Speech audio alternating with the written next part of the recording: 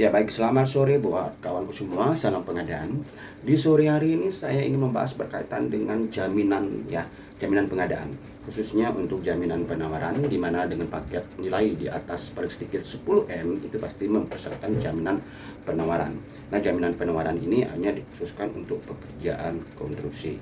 Yang ingin saya bahas di sini adalah ada pertanyaan dari Pokja dan ataupun penyedia ya peserta di sini, apakah diperbolehkan ya jaminan bentuk jaminan penerbit ya, penerbit jaminan penawaran ini diwajibkan dari bank garansi itu bank ya, dimana dengan ketentuan di Perlem 12 tahun 2021 memang tidak sama dengan aturan-aturan sebelumnya ya, dimana kalau kita bicara tentang peraturan Menteri nomor 14 tahun 2020 itu kan jelas ya, ada batasannya mungkin sampai 100M itu asuransi tidak boleh ya, yang diperbolehkan hanya asuransi konsorsium di sini.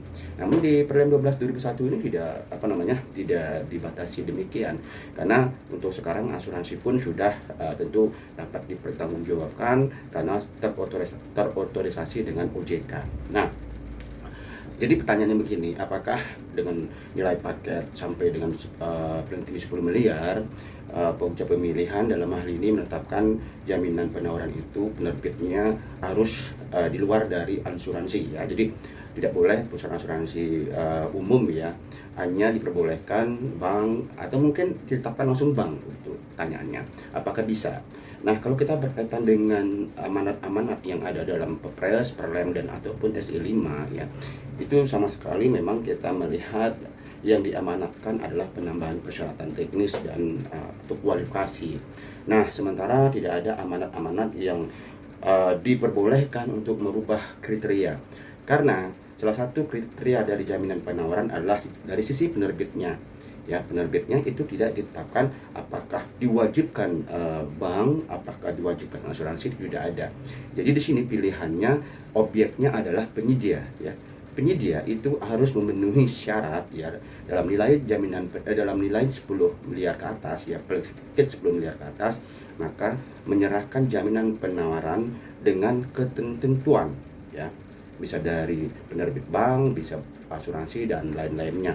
Sehingga apabila misalkan ya Pokja atau BPPK adalah nantinya yang menetapkan penerbit jaminan penawaran itu dari bank, maka tentu kita sudah kembalikan kepada aturan tertingginya. Nah, kalau kita bicara tentang Undang-Undang Jasa Konstruksi nomor 2 tahun 2017 ya, di pasal 57 jelas sekali jaminan tersebut dapat dipenuhi oleh penyedia berdasarkan asuransi ya, dan dalam undang-undang tersebut tidak ada juga membatasi nilainya, dan sampai pun kita mencari aturan tata laksana di bawahnya juga tidak ada membatasi apakah harus wajib bank, apakah harus asuransi.